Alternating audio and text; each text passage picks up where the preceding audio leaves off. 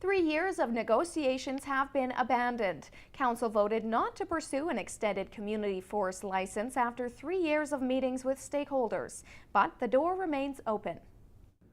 The city has been removing dead pine trees for years, but the areas outside city limits have not been addressed. It's for that reason the city, along with the regional district and the Claytley Tenay, have been meeting with property owners around the city with an eye to adding 38,000 hectares of land to the existing community forest.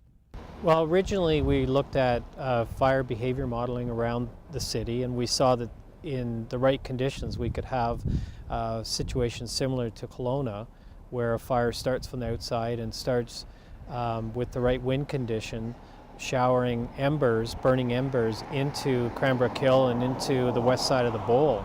That was 2010. Since then, the 4 farmers' institutes in the area have been meeting and still no consensus.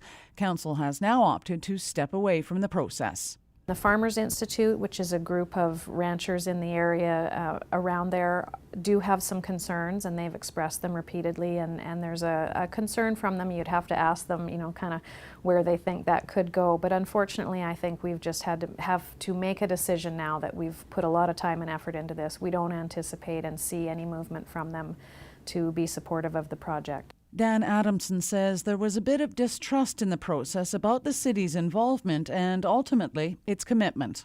They have a lot of inherent vested interest in that land for the long term, for their families, and when they see sort of the city coming in to try to manage an area outside the city, I think they were questioning what the real motives were around this. Chair Mary Green sees the expanded community forest as a good idea, and its failure to date is a letdown.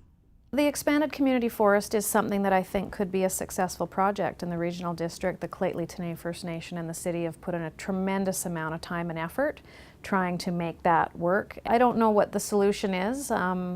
They've had their consultation and they've not been interested in seeing it go. So.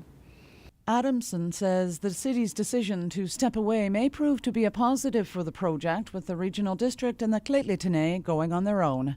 Cheryl Jan, CKPG News.